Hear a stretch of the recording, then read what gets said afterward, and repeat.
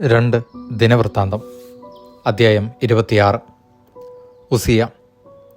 അനന്തരം യൂദാ നിവാസികൾ 16 വയസ്സുള്ള ഉസിയായെ പിതാവായ അമസ്യായുടെ സ്ഥാനത്ത് രാജാവായി അവരോധിച്ചു.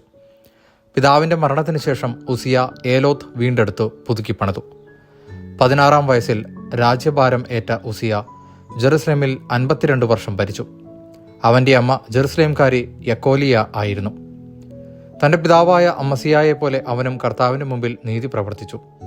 തന്നെ ദൈവഭക്തി അഭ്യസിപ്പിച്ച സഖറിയ ജീവിച്ചിരുന്നിടത്തോളം കാലം അവൻ ദൈവത്തെ അന്വേഷിക്കുന്നതിൽ ശ്രദ്ധാലുവായിരുന്നു. കർത്താവിനെ അന്വേഷിച്ച കാലം അത്രയും ദൈവം അവന് ഐശ്വര്യം നൽകി. ഉസിയ ഫിലിസ്ത്യർക്കെതിരെ യുദ്ധത്തിന് പുറപ്പെട്ടു. ഗത്ത്, യാബ്നെ, അഷ്ദോദ് എന്നീ പട്ടണങ്ങളുടെ മതിലുകൾ തകർത്തു. അഷ്ദോദിലും മറ്റു ചില ഫിലിസ്ത്യ പ്രദേശങ്ങളിലും പട്ടണങ്ങൾ പണിതു. ഫിലിസ്തരെയും ഗൂർബാലിലുള്ള അറബികളെയും മെയൂന്യരെയും നേരിടാൻ ദൈവം അവനെ സഹായിച്ചു. അമോന്യർ ഉസിയായ്ക്ക് കപ്പം കൊടുത്തു. അവൻ അതിപ്രബലനായി. അവൻ്റെ കീർത്തി ഈജിപ്ത് വരെയും വ്യാപിച്ചു. കോൺ കവാടം, താഴ്വര കവാടം, മതിൽ തിരിവ് എന്നിവയ്ക്ക് സമീപം ഗോപുരങ്ങൾ പണിത് അവൻ ജെറുസലേമിനെ സുരക്ഷിതമാക്കി. അവൻ മരുഭൂമിയിൽ ഗോപുരങ്ങൾ പണിയുകയും അനേകം കിണറുകൾ കുഴിക്കുകയും ചെയ്തു. അവന് ഷെഫേലായിലും സമതലത്തിലും ധാരാളം കാലിക്കൂട്ടങ്ങൾ ഉണ്ടായിരുന്നു. കൃഷിയിൽ തൽപരനായിരുന്നതിനാൽ അവൻ കുന്നുകളിലും ഫലപുഷ്ടിയുള്ള പ്രദേശങ്ങളിലും കർഷകരെയും മുന്തിരിക്കൃഷിക്കാരെയും നിയോഗിച്ചു. രാജാവിൻ്റെ സേനാധിപന്മാരിൽ ഒരുവനായ ഹനനിയായുടെ നിർദ്ദേശമനുസരിച്ച് കാര്യവിചാരകനായ ജയ്യേലും രാജസേവകനായ മാസയ്യായും തയ്യാറാക്കിയ കണക്കിൻപടി ഉസിയായ്ക്ക് യുദ്ധത്തിന് ശേഷിയുള്ള അനേക ഗണങ്ങളടങ്ങിയ സൈന്യമുണ്ടായിരുന്നു. യുദ്ധവീരന്മാരായ കുടുംബത്തലവന്മാർ 2600 പേരുണ്ടായിരുന്നു. അവരുടെ കീഴിൽ രാജാവിനു വേണ്ടി ശത്രുക്കളോട് പൊരുതാൻ കഴിവുറ്റ 3,07,500 പടയാളികളുമുണ്ടായിരുന്നു.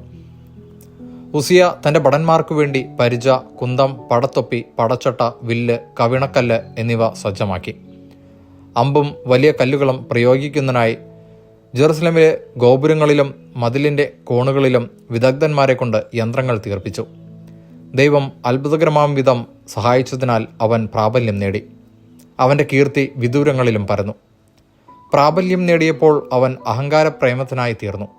അത് അവനെ നാശത്തിലേക്ക് നയിച്ചു. തൻ്റെ ദൈവമായ കർത്താവിനോട് അവൻ അവിശ്വസ്തത കാണിച്ചു. ധൂപപീഠത്തിൽ ധൂപം അർപ്പിക്കാൻ കർത്താവിൻ്റെ ആലയത്തിൽ പ്രവേശിച്ചു. കരുത്തന്മാരായ 80 പുരോഹിതന്മാരോടുകൂടി അസറിയ പുരോഹിതൻ അവൻ്റെ പിന്നാലെ ചെന്നു. ഉസിയായെ തടഞ്ഞുകൊണ്ട് അവൻ പറഞ്ഞു, ഉസിയ, നീയല്ല കർത്താവിന് ധൂപം അർപ്പിക്കേണ്ടത്. അഹറോന്റെ പുത്രന്മാരും ധൂപാർപ്പണത്തിന് പ്രത്യേകം നിയോഗിക്കപ്പെട്ടവരുമായ പുരോഹിതന്മാരാണ്. വിശുദ്ധ സ്ഥലത്ത് നിന്ന് പുറത്തു കടക്കൂ. നീ ചെയ്തത് തെറ്റാണ്. ഇത് ദൈവമായ കർത്താവിൻ്റെ മുൻപാകെ നിനക്ക് മഹത്വം നൽകുകയില്ല. ഉസിയ കുപിതനായി. അവൻ കയ്യിൽ ധൂപകലശവുമായി നിൽക്കുകയായിരുന്നു.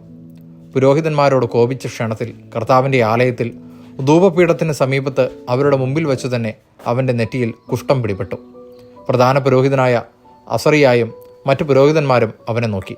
അതാ അവൻ്റെ നെറ്റിയിൽ കുഷ്ഠം. അവനെ അവർ ഉടനെ പുറത്താക്കി. കർത്താവ് ശിക്ഷിച്ചതിനാൽ പുറത്തു പോകുവാൻ അവൻ തിടുക്കം കൂട്ടി. മരിക്കുന്നതുവരെ ഉസിയ രാജാവ് കുഷ്ഠരോഗിയായി കഴിഞ്ഞു. കുഷ്ഠരോഗി എന്ന നിലയിൽ ദേവാലയത്തിൽ പ്രവേശനം നിഷേധിക്കപ്പെട്ട് അവൻ ഒരു പ്രത്യേക വസതിയിൽ കഴിഞ്ഞു. മകൻ യോഥാം കൊട്ടാരത്തിൻ്റെ ചുമതല ഏറ്റെടുത്ത് ജനത്തെ ഭരിച്ചു. ഉസിയായുടെ ഇതര പ്രവർത്തനങ്ങൾ ആദ്യന്തം ആമോസിൻ്റെ മകനായ യേശയ്യ പ്രവാചകൻ രേഖപ്പെടുത്തിയിട്ടുണ്ട്. ഉസിയ പിതാക്കന്മാരോട് ചേർന്ന് കുഷ്ഠരോഗിയായി തീരുന്നതിനാൽ അവർ അവനെ രാജാക്കന്മാരുടെ ശ്മശാന ഭൂമിയിൽ പിതാക്കന്മാർക്ക് സമീപം മറവു ചെയ്തു. മകൻ യോഥാം രാജാവായി. ദൈവവചനമാണ് നാം കേട്ടത്.